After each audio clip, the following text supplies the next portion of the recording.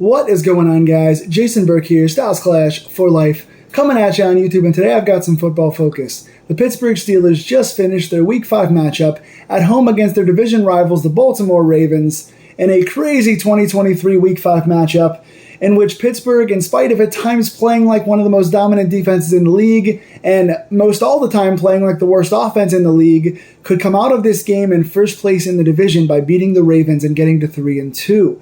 Baltimore was looking to get their third road division win in this game. If they were to get to 3-2 and be in first place, they would 4-1 in first place. They would wind up beating all three other teams in the division on the road already. So big stakes early on in the season here that could really make or break. Wins and losses like this, especially in tight divisional games, can make or break your season, as they often do for the Steelers. What a game this was. This one goes in the all-time pantheon of classics between physical, crazy Steelers and Ravens games. They're always tight, they're always low-scoring, they're always physical.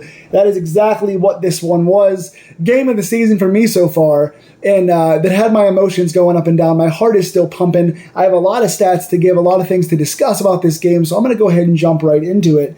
Long story short, let's get to the score. I know you guys want to know it if you didn't see it. 17-10, Pittsburgh gets the win, gets to 3-2, gets their second divisional win of the season, and gets the first place in the division, in spite of having a team that at times looks like one of the worst in the league, and sometimes makes you feel like they can be elite. If their offense can even be average for the rest of the season, Pittsburgh can be an elite team. But what a game. 17-10 sounds like a very average NFL score for teams like this. This game was not average by any stretch of the imagination.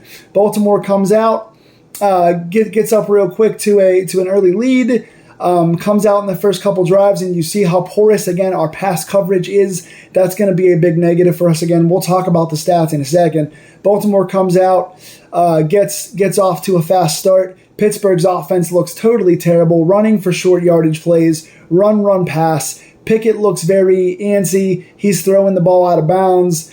He's looking like he's trying to rush his offense. He looks very unsettled on his feet. Pittsburgh can't get anything going running the ball. So it looks like it's going to be another game where we just get torn apart. We wind up going into the half down just 10-3. Baltimore has a chance to get a field goal at the end of the half, goes for it instead on fourth down and gets stopped. So gets held to just 10 points for the half. So Pittsburgh down by 7 points with the ball coming into the second half.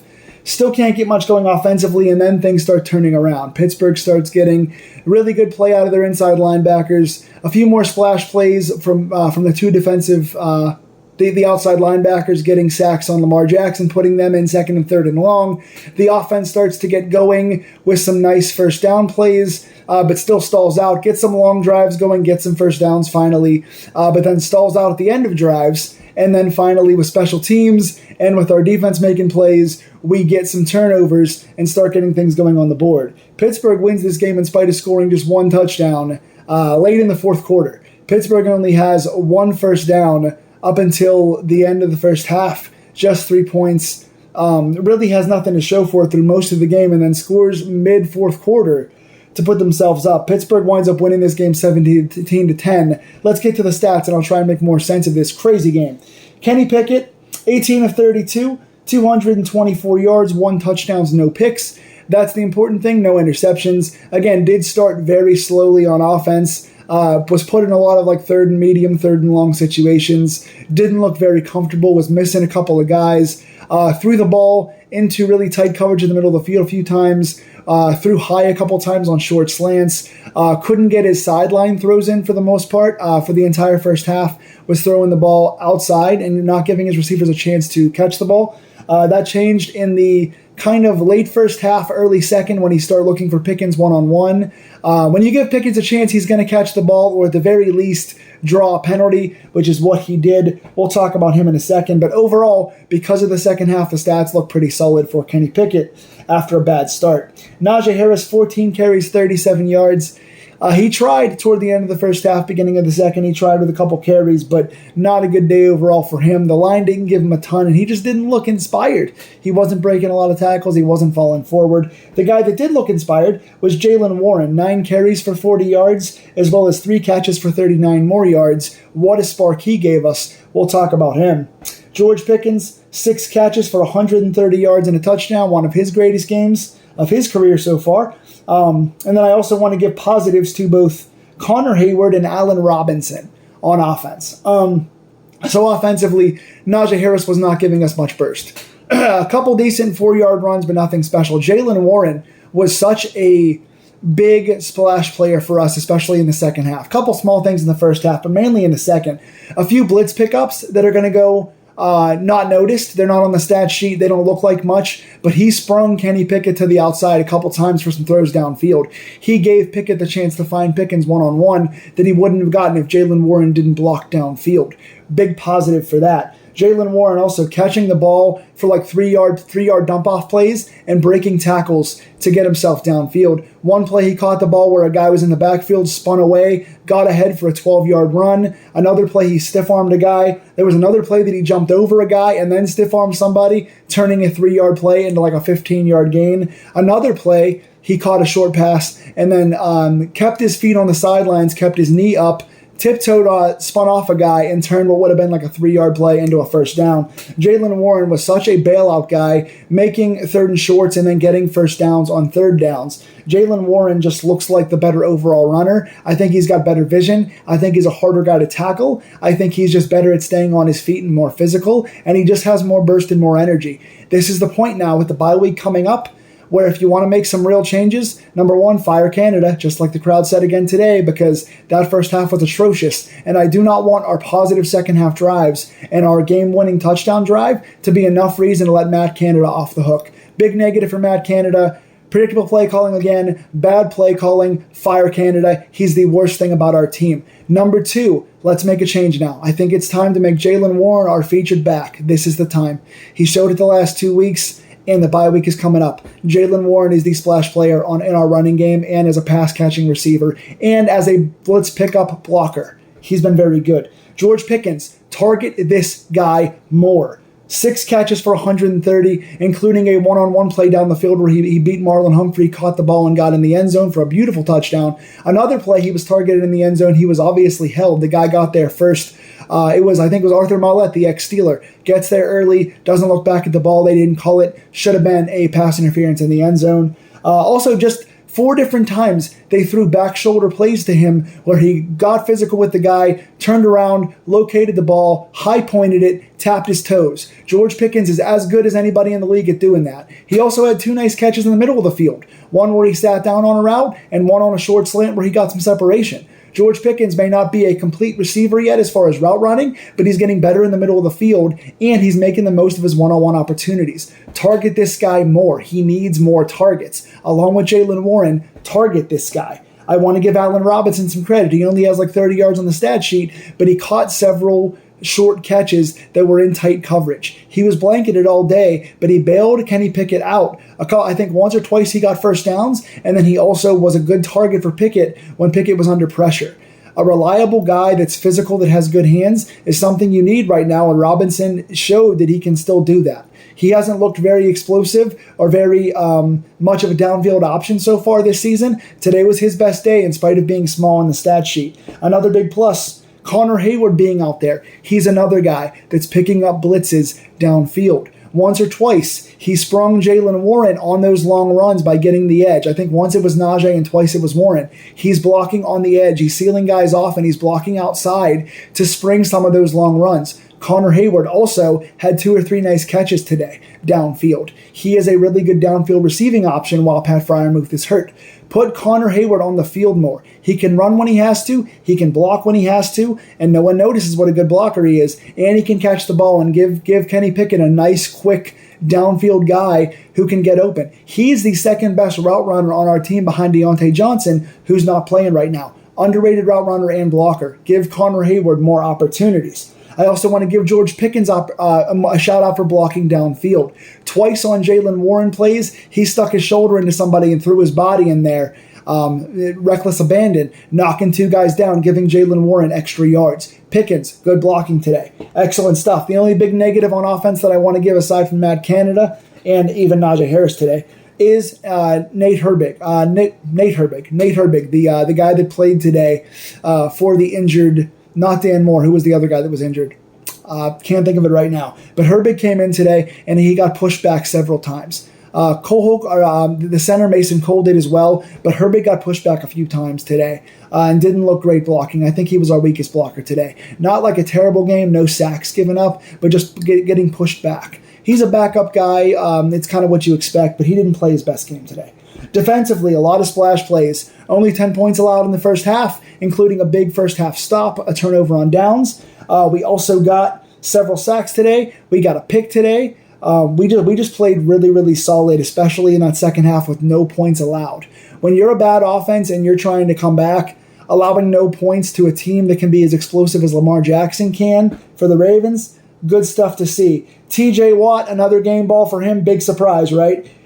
Two more sacks today, a fumble recovery and a batted ball. Knocked the ball down off the line one time, got a fumble recovery that was caused by Highsmith. Highsmith with the strip. TJ Watt with the recovery, which went and put us ahead for our game-winning, would have been a touchdown, turned into a touchdown. So TJ Watt, excellent stuff today. Alex Highsmith started the game slow. I was beginning to say we haven't seen him for the past 2 weeks, getting on the stat sheet very much. He comes out with one sack that gets overturned by a defensive penalty, and then comes back on the next series with a sack forced fumble. So a sack and a forced fumble for Highsmith. Good day for him. Those two guys are the best outside linebacker combo in the NFL, and much like in Cleveland, they single-handedly took over that second half and got us a win.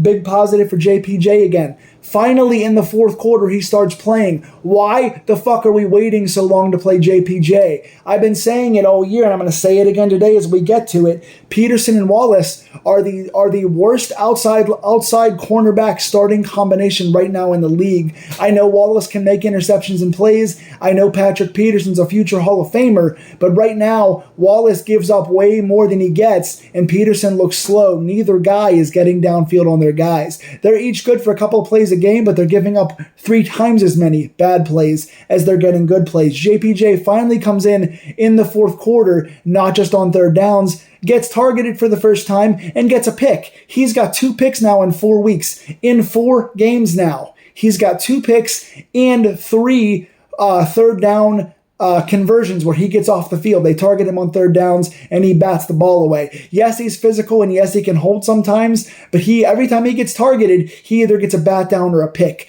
Put this fucking guy on the field. He was a 32nd overall pick. He's basically a first round guy. Put him on the field. Our starting corners suck and he is making plays left and right. Thank you, JPJ.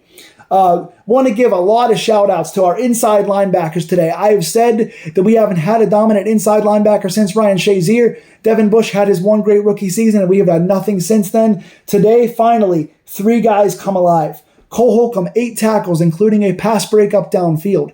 Excellent job in the run game, improvements in the pass game. Cole Holcomb, finally a big positive. Thank you. Want to say positive. Quan Alexander gets 6 tackles and a sack. He's found in the run game. He gets a sack on Lamar in the pass game. His gap control got better. Explosive. His best game since the preseason. Quan, thank you. Landon Roberts has become one of our best run defenders. In the run game, he's an explosive guy. He goes out there and gets 5 tackles today. Gets in the backfield a little bit, gets some nice plays on defense. 3 inside linebackers all making plays. Excellent job. They help this defense a lot. When the outside guys are getting to the quarterback and the inside guys can stay in their gaps, they can bat balls, they can play coverage, and they can tackle in the run game, especially running quarterbacks. That was the big difference in the second half, and that's when this team can become dominant. Excellent job.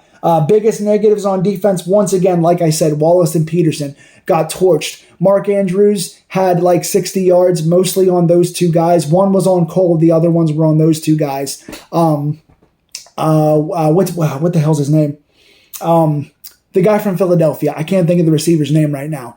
The guy got downfield, dropped a wide open play. That was on Chandon Sullivan, who didn't play that well today. He got beat for what should have been a touchdown. Nelson Aguilar got open for what should have been a touchdown on Chandon Sullivan. He got beat twice today. He was terrible. The main wide receiver, Zay Flowers, who Peterson was talking crap on this week, burned them for another, 80 yards? Another 80 yards and a touchdown.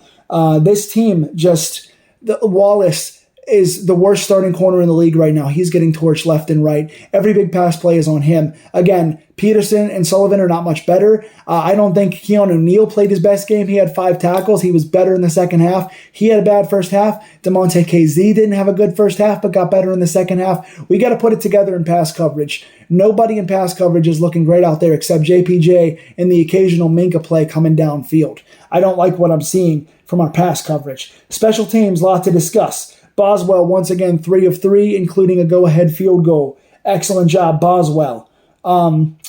Brad Wing, backup punter, second week in a row. Nothing special but solid. He's filled in nicely for an injured Presley Harvin. 6 punts, 257 yards, averaging 42.8 yards per punt, and 2 punts inside the 20. Again, not amazing, but solid for a backup punter who was out of the league for 6 years. Pretty good. Big positive, Miles Killebrew, the play that turned the game around. Pittsburgh's defense got a sack, got a few penalties, had Baltimore punting out of their own end zone. Miles Killebrew blocks a punt, almost recovered in the end zone by a backup tight end, Williams, but it was just out of the end zone for a safety. But that put us within 2 points of getting a lead, and then we went down offensively and scored a touchdown to go ahead and win the game. So go-ahead safety gets us 2 points, which put it within 1 score and then got us the ball for a touchdown. So Killebrew, big positive play. A couple tackles as well today for Killebrew. Gunnar Olszewski, give me a second to blast him. Pittsburgh finally gets all the momentum, starts getting good drives on offense, gets 2 big stops on defense, and then Gunnar, why was he out there? Why was Gunnar Olszewski out there? I understand earlier in the game that Calvin Austin was in concussion protocol. He was back in the game by that point. You have Desmond King, who you signed for returns. You have Calvin Austin, who's been explosive as a good returner. You've got 2 returners you've put in there just for that reason. Why is Gunnar Olszewski, after 3 fumbles last year and a bad play earlier this year, fielding the ball inside the 5, out there returning punts? He is a walking freaking disaster. He fumbles again and gives the Ravens the ball at their own 10-yard line after a big defensive stop. Thankfully, JPJ bails us out with no points, getting a pick in the end zone, changing the game. But Baltimore, if they had scored a touchdown there inside the 10 against the tired defense like they should have, it would have been a 9-point game. They were up by 2. A touchdown would have put the game over at that point. He could have cost us the game. Fire that motherfucker right now. Fire! I understand Gunnar Olszewski is a veteran. We don't need him. We have return guys. We have punt fielders. Kick him off the team right now. He's cost us more than he's ever helped us. He's horrible. Get him out of here. All right. So all that said, Pittsburgh puts it together with some solid drives, mostly on the backs of guys like Pickens, like Warren, like Kenny Pickett making some throws, like 4/5 of the offensive line blocking better today. The offense finally puts it together, gets a go-ahead touchdown. The defense gets great plays from their 2 outside linebackers, good tackling from the inside linebackers, lots of guys showing up. And in spite of the fact that Pittsburgh was down in 3/4 of this game until mid-4th quarter and had not scored a touchdown until mid-4th quarter, Pittsburgh finds a way to at times be one of the worst teams in the league with the worst offense and still gets another divisional win. 2-0 in the division, 3-2 overall, leading the AFC North going into our bye week, and a chance to make some changes that could make a difference. More Connor Hayward on the field, more Broderick Jones blocking for us, more JPJ on defense, put Warren out there for Najee Harris, and fire Matt Canada. Make your changes. You're 3-2. You're leading the division. You've got some good things to build on. Make a few of those changes. Canada shouldn't get bailed out. Pittsburgh gets a big win. Huge divisional win in a crazy game. What do you guys think? Tell me in the comments below who stood out for you and what changes we should make now going into the bye. Am I overstating things? What do you think? Tell me in the comments. Like, share, and subscribe, and I'll see you guys next week. Division leaders, somehow, go Steelers.